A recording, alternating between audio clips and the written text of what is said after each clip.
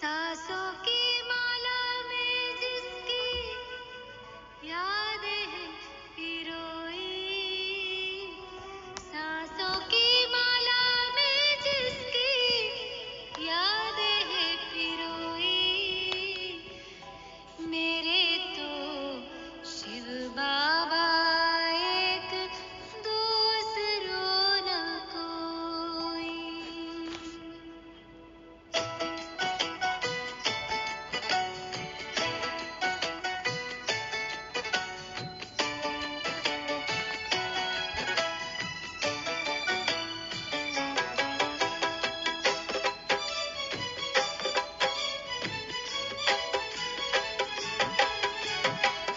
सांसों की माला में जिसकी यादें हैं पिरोई, सांसों की माला में जिसकी यादें हैं पिरोई, मेरे तो शिव बाबा एक, दूसरों ना कोई, मेरे तो शिव बाबा एक, दूसरों ना कोई, बाबा ही संसार मेरा, दुनिया मेरी वो ही, बाबा ही संसार मेरा, दुनिया मेरी वो ही, मेरे तो शिव बाबा एक, दूसरों न कोई, मेरे तो शिव बाबा एक, दूसरों न कोई।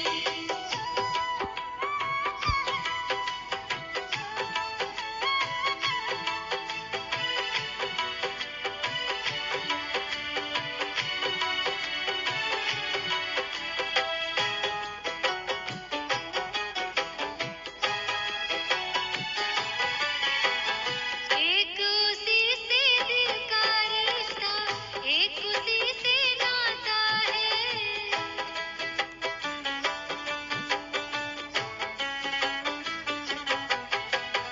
एक उसी से दिल का रिश्ता, एक उसी से नाता है, इन नैनों को सिवा शिव के और नजर न आता है, इन नैनों को सिवा शिव के और नजर न आता है, मात पिता शिक्षक सद्गुरु, मात पिता शिक्षक सद्गुरु, बंधु सखा सब वो ही, मेरे तो शिव बाबा एक, दूसरों न कोई, मेरे तो शिव बाबा एक, दूसरों न कोई।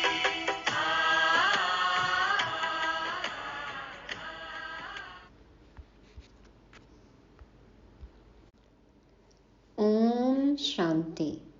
सभी निर्विघ्न मन मना भव रूहानी शस्त्रधारियों को गॉडली मॉर्निंग। मेरे तो शिव बाबा एक, दूसरों ना कोई। बाप टीचर सदगुरु बाबा का ट्रिपल रोल BTS। कोई भी एक संबंध से बाबा को याद करें, ये भी है मन मना भव। कल बाबा ने कहा आत्मा समझ परमात्मा बाप को याद करो। यदि इसमें मेहनत लगती है तो कोई ना कोई संबंध से याद करो, क्योंकि हम देहधारियों को संबंधियों की आदत है ना। तो युक्ति कुछ भी हो, याद बस एक बाबा को ही करना है, क्योंकि यदि हम बाबा को भूल जाते हैं तो पढ़ाई भी छूट जाती है, और पढ़ाई छूटी, बाबा को भुलाया तो होगा माया का वार, फिर होंगे विकर्म, दुख, फिर सजा। इसलिए बाबा और मुरली बहुत बहुत बहुत जरूरी है। कलयुगी दुनिया में गुरु शिष्य का संबंध और संगम पर हम बाप बच्चों के संबंध कर्तव्य में क्या अंतर है, ये समझेंगे आज। सबका प्यारा कैसे बने, जानने के लिए सुनते हैं 14 जून 2024 के परमात्मा महावाक्य। मीठे बच्चे, निरंतर याद रहे कि हमारा बाबा बाप भी है, टीचर भी है, तो सतगुरु भी है। यह याद ही मन मना भाव है। 1 सेकंड का भी अंतर न पड़े। हर सेकंड बाबा को याद करना है, आत्मा समझ के या फिर कोई भी संबंध से भी समझ के कि बाबा ही हमारा बाप, टीचर, सदगुरु, बंधु, सखा, माता पिता, साजन, सर्जन, बच्चा, कोई ना कोई संबंध से बाबा को याद करना है। याद निरंतर बनी रहे। हाँ, बाबा कहते हैं यह याद ही मन मना भव है। प्रश्न है, माया की धूल जब आंखों में पड़ती है तो सबसे पहली गफलत कौन सी होती है? जब माया की धूल पड़ती है, दिखाई कुछ नहीं देता ना, समझ नहीं आता, बुद्धि काम नहीं करती, तो सबसे पहली गलती, मिस्टेक कौन सी करते हैं? क्या गफलत करते हैं? क्या लापरवाही करते हैं? उत्तर में बाबा कहते, माया पहली गफलत कराती जो पढ़ाई को ही छोड़ देते। जैसे ही कुछ हो सीधे बाबा छूटा, मुरली छूटी। हाँ, सेंटर आना छोड़ देंगे, मुरली सुनना छोड़ देंगे। भगवान पढ़ाते हैं यह भूल जाता है। बाप के बच्चे ही बाप की पढ़ाई को छोड़ देते हैं, यह भी वंडर है। बाप को भूल जाते बच्चे ही, बाबा कहते हैं शिक्षक को भूल जाते, सदगुरु को भूल जाते, पढ़ाई छोड़ देते हैं। तो ये आश्चर्य की बात है ना कि बच्चे बाप को ही भूल जाते हैं। नहीं तो नॉलेज ऐसी है जो अंदर ही अंदर खुशी में नाचते रहे, परंतु माया का प्रभाव कोई कम नहीं है। माया से बचने के लिए बाबा ने ऐसे ऐसे पॉइंट दिए हैं, ऐसी ऐसी युक्ति दी है कि जिससे हम अपने कर्म क्षेत्र पर, व्यवहारिक जीवन पर कुछ भी प्रॉब्लम हो, कुछ भी समस्या हो, कोई भी परिस्थिति हो, कोई भी संबंध कैसा भी हो, फिर भी ज्ञान के पॉइंट का मनन चिंतन करके बाबा से शक्ति लेके हम अंदर ही अंदर खुशी में नाचते रह सकते हैं। हाँ, मन डांस करता रहेगा, ऐसा ज्ञान बाबा ने दे दिया है। लेकिन माया भी प्रभावशाली है। बाबा कहते हैं बच्चे माया की चपेट में आ जाते हैं, वह पढ़ाई को ही छुड़ा देती है। और पढ़ाई छोड़ी माना एब्सेंट हुए। पढ़ाई छोड़ दी, बाबा को भूल गए तो एब्सेंट हो गए ना। हाँ, और प्रेजेंस कैसी होनी चाहिए? 100%। बाबा एक दिन भी मिस नहीं करते हैं, रोज आते हैं हमें पढ़ाने के लिए। तो हमारी भी ड्यूटी है, फर्ज है, कर्तव्य है कि हम रोज पढ़ाई करें, एब्सेंट नहीं हो। और यहाँ एब्सेंट हुए तो फिर सतयुग में ऊंच पद थोड़ी मिलेगा। चंद्रवंशी में आना है क्या? चंद्रवंशी में भी कोई छोटा मोटा पद ऐसे तो नहीं करना है ना, इसलिए एब्सेंट नहीं होना है। ओम शांति। रूहानी बाप बैठ रूहानी बच्चों को समझाते हैं। समझाना उन्हों को होता है जिसने कुछ कम समझा है। कोई बहुत समझदार बनते हैं। बच्चे जानते हैं यह बाबा तो बड़ा वंडरफुल है। भल तुम यहाँ बैठे हो, परंतु अंदर में समझते हो यह हमारा बेहद का बाबा भी है, बेहद का टीचर भी है, बेहद की शिक्षा देते हैं, सृष्टि के आदि मध्य अंत का राज समझाते हैं। स्टूडेंट की बुद्धि में तो यह होना चाहिए ना, फिर साथ में जरूर ले जाएंगे। बाप जानते हैं यह पुरानी छीछी दुनिया है, इनसे बच्चों को ले जाना है। कहाँ ले जाना है? घर। जैसे कन्या की शादी होती है तो ससुर घर वाले आकर कन्या को अपने घर ले जाते हैं। अभी तुम यहाँ बैठे हो, बाबा समझाते हैं बच्चों को अंदर में जरूर आता होगा कि यह हमारा बेहद का बाप भी है, बेहद की शिक्षा भी देते हैं। जितना बड़ा बाबा उतनी शिक्षा भी बड़ी बेहद की देते हैं।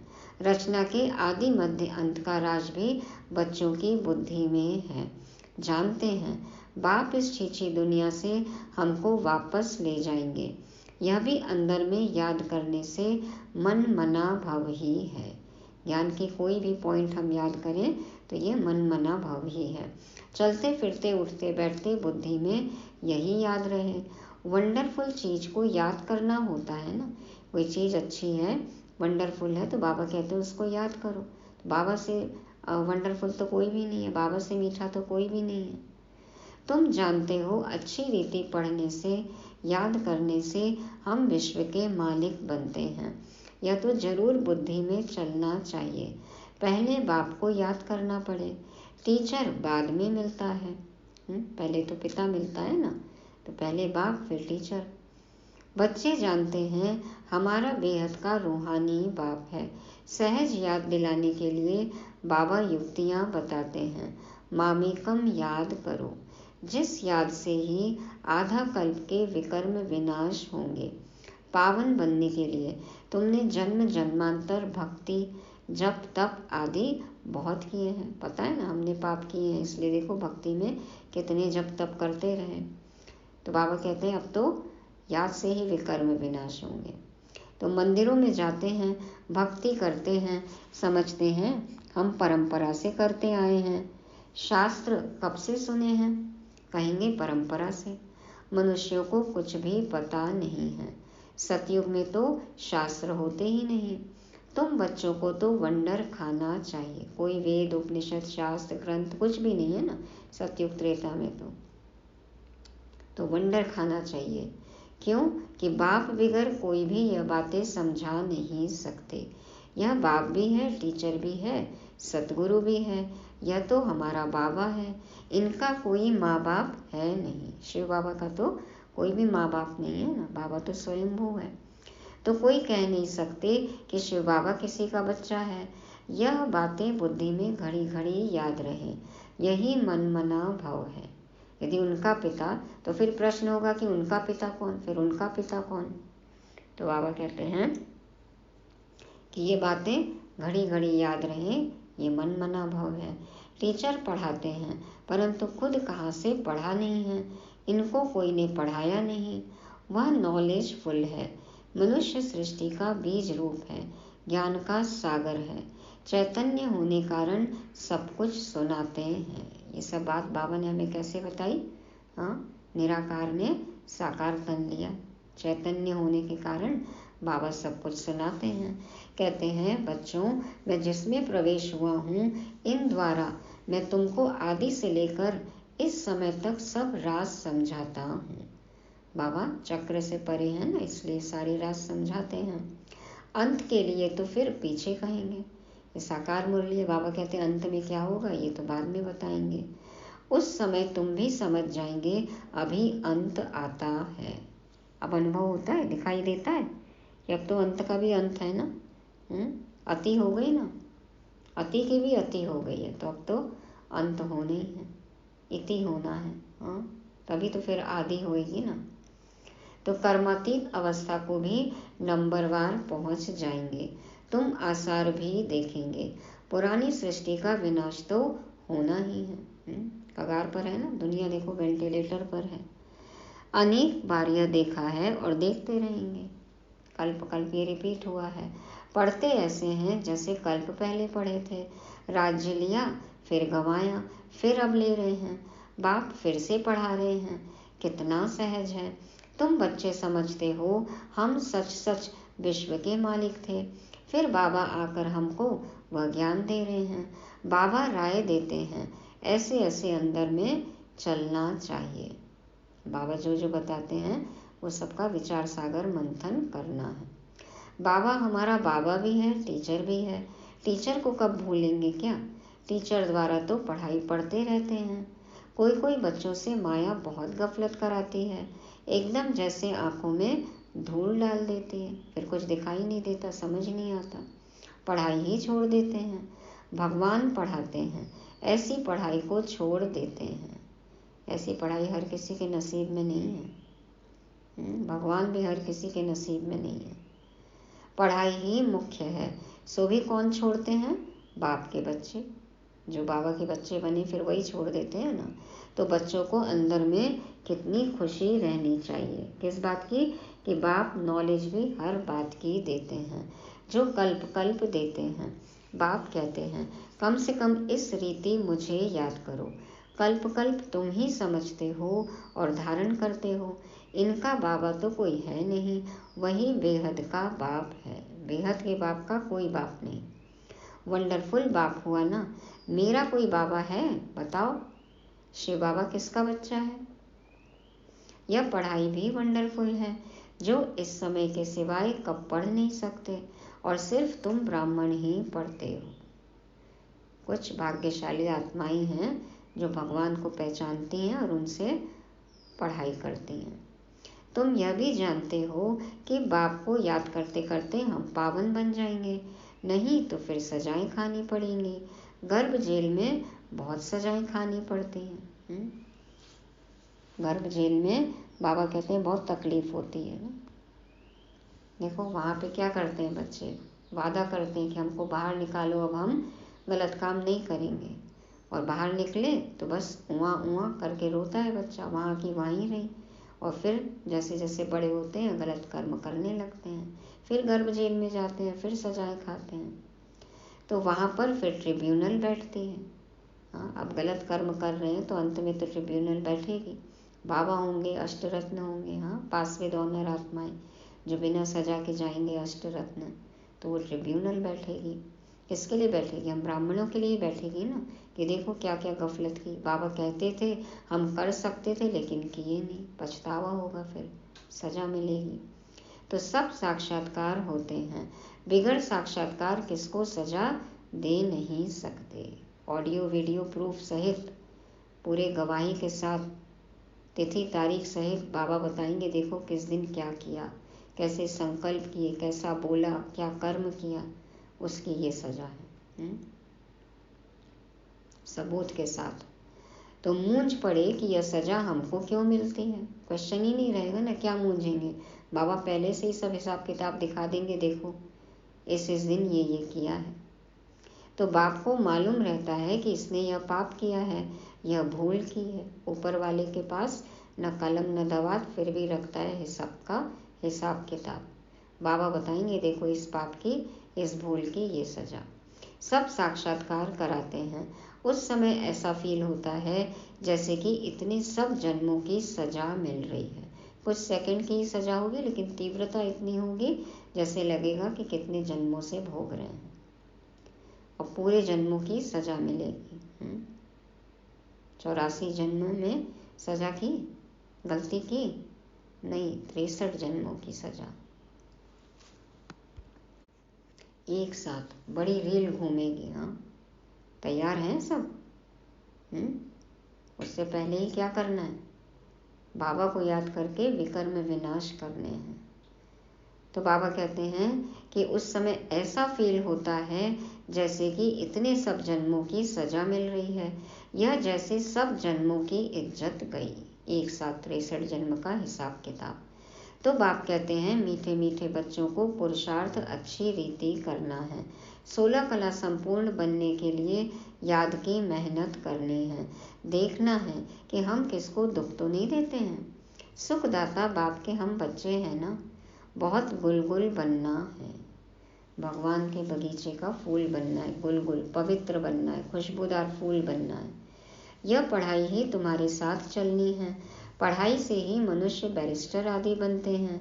बाप की यह नॉलेज न्यारी और सत्य है, इसीलिए तो कोई इसको मानते नहीं ना, स्वीकार नहीं करते। निराली है, नई है, सत्य है।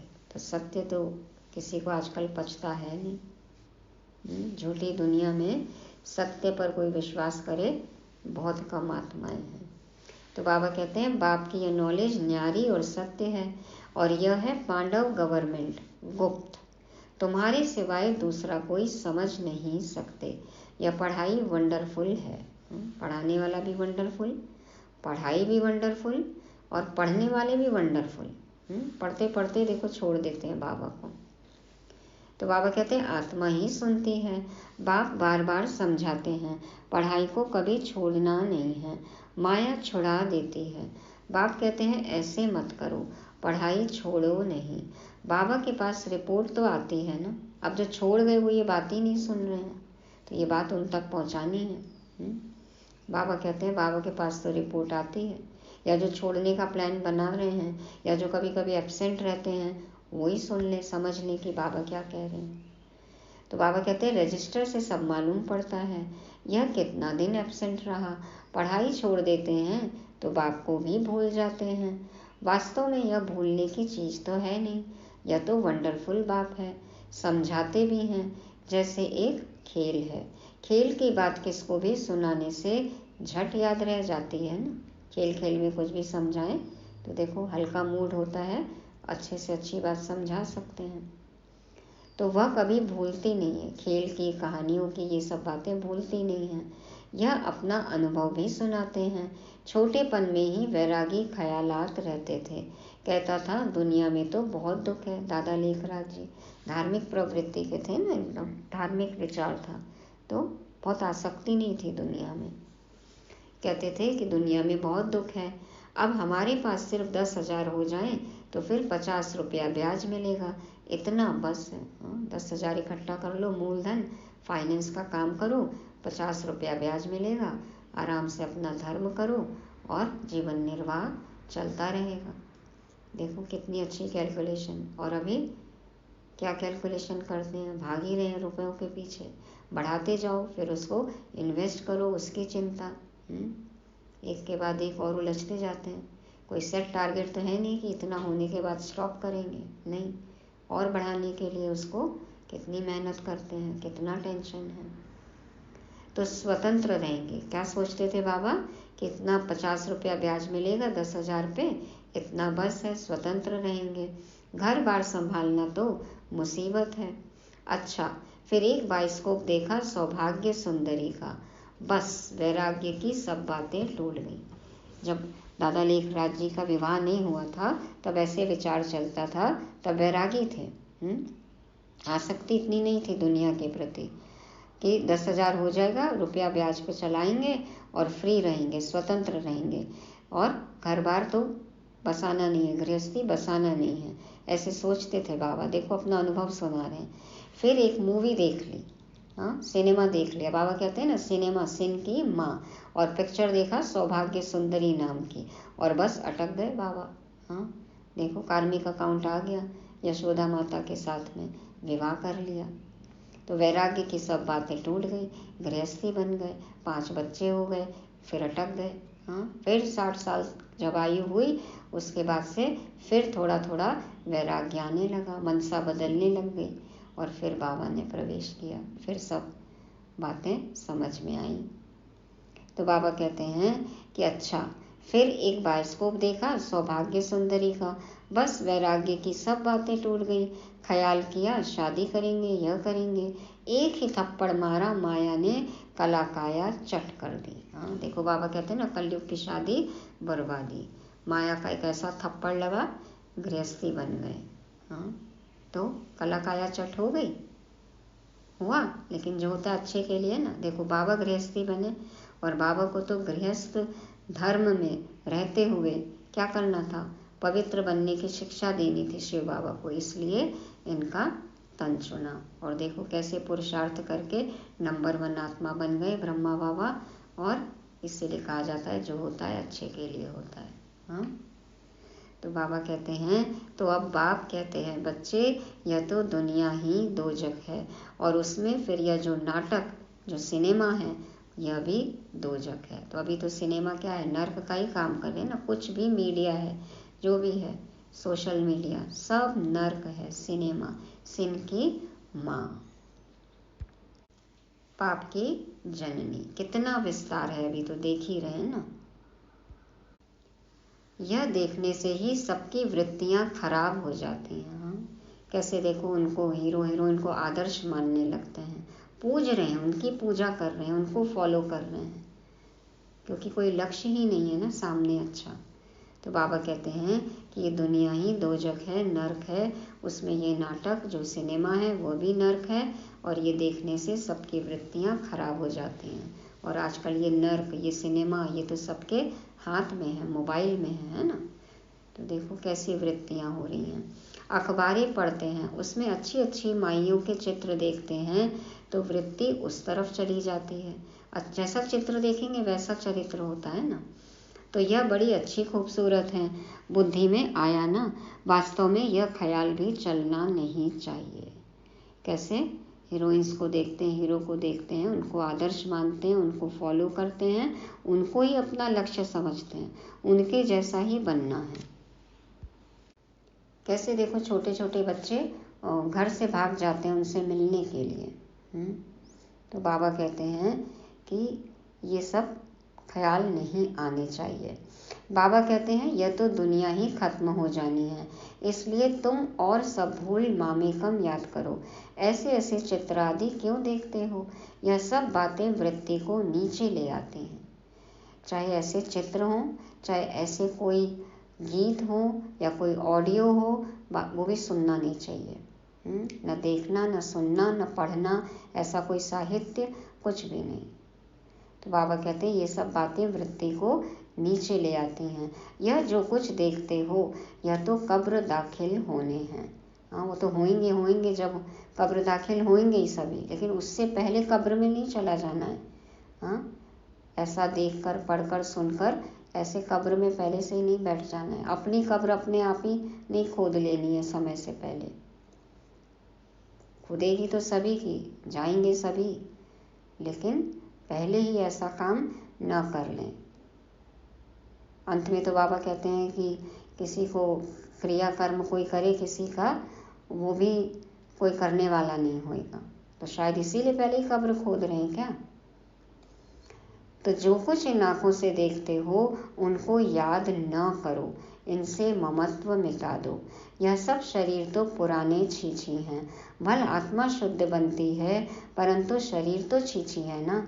इस तरफ ध्यान क्या देना है, एक बाप को ही देखना है। चलो देखो, देखने की आदत है ना, तो अभी तीसरा नेत्र मिला है ना, तो उन स्थूल नेत्रों को विराम देना है। अब चर्म चक्षुओं को विराम देना है और हर चीज ज्ञान के तीसरे नेत्र से देखनी है। देखो बाबा को, जानो, अनुभव करो। बाप कहते हैं, मीठे मीठे बच्चों, मंजिल बहुत ऊंची है। विश्व का मालिक बनने के लिए दूसरा कोई तो ट्राई भी न कर सके। संकल्प में भी नहीं होगा कि विश्व के मालिक बन सकते हैं, तो ट्राई करना तो बहुत दूर की बात है। कोई की बुद्धि में भी न आ सके। माया का प्रभाव कोई कम नहीं है। साइंस वालों की कितनी बुद्धि चलती है, तुम्हारी फिर है साइलेंस। सब चाहते भी हैं हम मुक्ति पावे। बाबा कहते हैं ना, ये रूहानी शस्त्र है साइलेंस। तो साइंस वालों की बुद्धि चलती है और सब चाहते हैं कि हम मुक्ति पावें। तुम्हारी फिर एम है जीवन मुक्ति की। यह भी बाप ने समझाया है। गुरु आदि कोई ऐसी नॉलेज दे नहीं सकते। तुम्हें गृहस्थ में रह पवित्र बनना है, राजाई लेना है। भक्ति में बहुत टाइम वेस्ट किया है। अभी समझते हो हमने कितनी भूलें की है। भूल करते करते बेसमझ बिल्कुल ही पत्थर बुद्धि बन पड़े हैं। अंदर में आता है, यह तो बड़ी वंडरफुल नॉलेज है, जिससे हम क्या से क्या बन जाते हैं। पत्थर बुद्धि से पारस बुद्धि। जब पहले पहले मुरली सुनते हैं तो कान खड़े हो जाते हैं ना, अवेयरनेस जाती है कि अरे हम पहले क्या थे और अभी क्या बन सकते हैं, क्या थे हम। हाँ, पहले क्या थे सतयुग त्रेता में, अभी क्या बन गए हैं, और कलयुग में हम क्या थे और बाबा आकर हमको क्या बना रहे हैं। तो हमें पत्थर बुद्धि से पारस बुद्धि बनना है। खुशी का पारा चढ़ता है, उमंग उत्साह रहता है, लेकिन धीरे धीरे क्या होता है, फिर माया का प्रभाव पड़ने लगता है, एब्सेंट होने लगते हैं। तो फिर कैसे बनेंगे पारस बुद्धि। तो बाबा कहते हैं, तो खुशी का पारा भी चढ़ता है कि हमारा बाबा बेहद का बाबा है। उनको कोई बाप नहीं, वह टीचर है, उनका कोई टीचर नहीं। कहेंगे कहाँ से सीखा, वंडर खाएंगे ना। किसी को बातें बताओ तो कहेंगे आप लोग को ये सब बात किसने बताई, कहाँ से पता चला, कौन सी बुक में है। तो बाबा ने कहा ना कल कि सबसे पहले परमात्मा का परिचय दो, बताओ कि हमको जो बताया परमात्मा ने, हम आपको बता रहे हैं। तो कहेंगे कहाँ से सीखा, वंडर खाएंगे ना। बहुत लोग समझते हैं यह तो कोई गुरु से सीखा। कहते हैं ना ये ब्रह्मा बाबा इनके गुरु हैं। तो गुरु के और भी शिष्य होंगे ना, सिर्फ एक शिष्य था क्या? यदि ब्रह्मा बाबा ने किसी से सीखा तो अकेले थोड़ी सीखेंगे, उनके तो और भी गुरु होंगे, और भी शिष्य होंगे उन गुरु के। बाबा ने तो खैर 12 गुरु किए थे, पर यदि उन्होंने किसी और गुरु से किया तो खाली एक ही शिष्य को थोड़ी पढ़ाएंगे वो गुरु। तो और भी ऐसे ज्ञान समझने वाले और भी लोग होने चाहिए। तो समझते थे नहीं पहले, तो क्या बोलते थे कि ये ब्रह्मा बाबा इनके गुरु हैं, ये इन्हीं को भगवान कहते हैं और इनका ही नॉलेज है, और ये परमात्मा की नॉलेज कहकर ये ऐसा ज्ञान बांट रहे हैं। देखो इतिहास में ऐसी ऐसी बातें हुई हैं। पढ़ा है ना सभी ने यज्ञ का इतिहास। लेकिन ब्रह्मा बाबा के जाने के बाद में भी संस्था जब इतनी बड़ी वृद्धि को पाई, हाँ देखो, तब फिर मानते कि हाँ यहाँ कोई परमात्मा शक्ति है। तो मुरली सुनेंगे तब तो समझ में आएगा ना कि ये कोई साधारण मनुष्य नहीं बोल सकता है। और फिर तो सबका अपना अपना अनुभव है ही। तो बाबा कहते हैं गुरुओं के शिष्य तो ढेर होते हैं, सिर्फ कोई ये एक शिष्य था क्या कि इसको किसी गुरु ने बताया? तो आगा खा के देखो कितने शिष्य हैं, गुरुओं के लिए कितना अंदर में रहता है, उनको हीरो में वजन करते हैं, गुरु का इतना सम्मान करते हैं। तो देखो हीरो में वजन करते हैं, सोने में चांदी में वजन करते थे। तुम ऐसे सतगुरु को किस में वजन कराएंगे? हाँ, शिव बाबा का वजन किससे कराएं? करा सकते हैं? एक शिव बाबा बिंदी है लेकिन सब पर भारी है, देखो, और है कितना हल्का लेकिन भारी सब पर, कैसे वजन करेंगे? तुम ऐसे सतगुरु को किस में वजन कराएंगे? यह तो बेहद का सतगुरु है, इनका वजन कितना है, एक हीरा भी नहीं डाल सको। एक हीरा भी, कितनी रत्ती का भी एक हीरा भी बाबा कहते हैं नहीं डाल सकते, मैं तो बिंदी हूँ। लेकिन बाबा का ज्ञान सब पर भारी पड़ता है। ऐसी ऐसी बातें तुम बच्चों को विचार करनी है। यह तो महीन बात हुई। भल यह तो सब कहते रहते हैं हे ईश्वर, परंतु यह थोड़े ही समझते हैं कि वह बाप टीचर गुरु भी है। यह तो साधारण रीति से बैठे रहते हैं। यह ऊपर संदली पर भी इसलिए बैठते हैं कि मुखड़ा देख सके। थोड़ा ऊंचाई पर बैठेंगे तो पीछे तक क्लास दिखेगी ना। बच्चों पर प्यार तो रहता है ना। इन मददगार बच्चों बगैर स्थापना थोड़े ही करेंगे। जास्ती मदद करने वाले बच्चों को जरूर जास्ती प्यार करेंगे। जास्ती कमाने वाला बच्चा अच्छा होगा तो जरूर ऊंचते ऊंच पद लेगा, उस पर प्यार भी जाता है। बनना है बाबा का फेवरेट। बच्चों को देख देख हर्षित होते हैं, आत्मा बहुत खुश होती है। कल्प कल्प बच्चों को देख खुश होता हूँ। कल्प कल्प बच्चे ही मददगार बनते हैं, बहुत प्यारे लगते हैं। कल्प कल्पांतर का प्यार जुट जाता है। भल कहाँ भी बैठे रहो, बुद्धि में बाप की याद रहे। यह बेहद का बाप है, इनका कोई बाप नहीं, इनका कोई टीचर नहीं, स्वयं ही सब कुछ है, जिसको ही सब याद करते हैं। स्वयंभू, इसीलिए कहने लग गए शंभु शंभु, शिव शंकर शंभु। हम सतयुग में तो कोई याद नहीं करेंगे। 21 जन्मों के लिए बेड़ा पार हो गया तो तुमको कितनी खुशी होनी चाहिए। बस सारा दिन बाप की सर्विस करें, ऐसे बाप का परिचय दें। बाप से यह वर्षा मिलता है। बाप हमको राजयोग सिखलाते हैं और फिर सबको साथ भी ले जाते हैं। सारा चक्र बुद्धि में है, ऐसा चक्र तो कोई बना न सके। 84 का चक्र कोई बता सकता है? ऐसे चित्र भी कोई बनवा सकता है? अर्थ का तो किसको पता नहीं। तुम अभी समझते हो बाबा हमारा बेहद का बाबा भी है, बेहद का राज्य भी देते हैं, फिर साथ भी ले जाएंगे। ऐसे ऐसे तुम समझाएंगे, फिर कोई सर्वव्यापी कह नहीं सकेंगे। वह बाप है, टीचर है, तो सर्वव्यापी कैसे हो सकता? बेहद का बाप ही नॉलेजफुल है, सारी सृष्टि के आदि मध्य अंत को जानते हैं। बाप बच्चों को समझाते हैं, पढ़ाई को भूलो मत, यह बहुत बड़ी पढ़ाई है। बाबा परम पिता है, परम टीचर है, परम गुरु भी है। इन सब गुरुओं को भी ले जाएंगे। ऐसी ऐसी वंडरफुल बातें सुनानी चाहिए। बोलो, यह बेहद का खेल है। हर एक एक्टर को अपना पार्ट मिला हुआ है। बेहद के बाप से हम ही बेहद की बादशाही लेते हैं। हम ही मालिक थे, वैकुंठ होकर गया है, फिर जरूर होगा। श्री कृष्ण नई दुनिया का मालिक था, अब पुरानी दुनिया है, फिर जरूर नई दुनिया का मालिक बनेगा। चित्र में भी क्लियर है, तुम जानते हो। अब हमारी लात नर्क की तरफ, मुंह स्वर्ग की तरफ है, वही याद रहता है। देखा है ना श्री कृष्ण का ऐसा चित्र। तो ऐसे याद करते करते अंतमति सुगति हो जाएगी। बाबा कहते इस तरह से बाबा को ज्ञान को याद करते रहो तो अंतमति सुगति हो जाएगी। कितनी अच्छी अच्छी बातें हैं जिनका सिमरण करना चाहिए। अब देखें कि हम क्या सिमरन करते हैं। इतनी अच्छी ज्ञान की बातें हैं, बाबा कहते हैं ये सिमरना चाहिए। और हम अपने अतीत में, पुरानी बातों में, दुखड़ों में ही याद करते रहते हैं। लोग दुखड़ों को याद करेंगे और दुखी होते रहेंगे, तो वो बुद्धि में रहेगा तो बाबा से योग कैसे लगेगा। तो अपने आप से प्रतिज्ञा करनी है कि अब हमें अच्छी अच्छी बातें ही सिमरन करनी है, बाबा को, मुरली को याद करना है। अच्छा, मीठे मीठे सिकी लदे बच्चों प्रति माता पिता बाप दादा का याद प्यार और गुड मॉर्निंग। रूहानी बाप की रूहानी बच्चों को नमस्ते। हम रूहानी बच्चों के रूहानी बाप दादा को याद प्यार, गुड मॉर्निंग और नमस्ते। शुक्रिया बाबा, शुक्रिया। धारणा के लिए मुख्य सार। पहला पॉइंट, इन आँखों से जो कुछ दिखाई देता है उनसे ममत्व मिटाना है, एक बाप को ही देखना है। वृत्ति को शुद्ध बनाने के लिए इन छीछी शरीरों की तरफ जरा भी ध्यान न जाए। दूसरा, बाप जो न्यारी और सत्य नॉलेज सुनाते हैं वह अच्छी तरह पढ़नी और पढ़ानी है, पढ़ाई कभी मिस नहीं करनी है। वरदान है,